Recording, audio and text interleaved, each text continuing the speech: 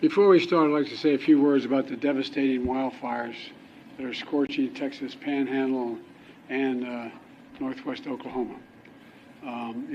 Yesterday, one of the biggest fire events in Texas history, with more than 1 million acres of Texas land burned.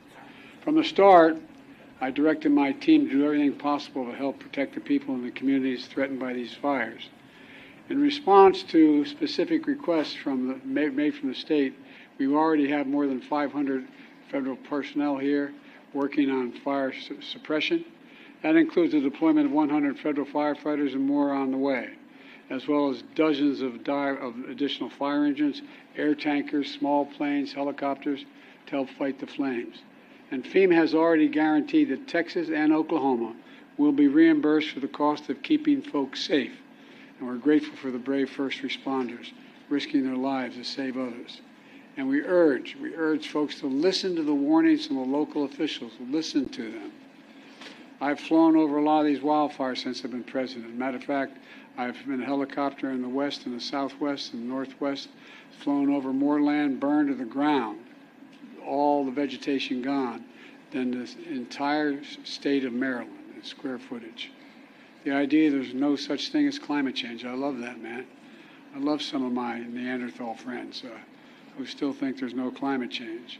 Well, my administration is going to keep building on the progress we've made fighting climate crisis, and we're going to help folks rebuild themselves in the wake of these disasters. And we rebuild to the standards that are the up-to-date standards and building codes and the rest. Because if you fly over these areas that are burned to the ground, you'll see in the midst of 20 homes that are just totally destroyed, one home sitting there because it had the right roof on it.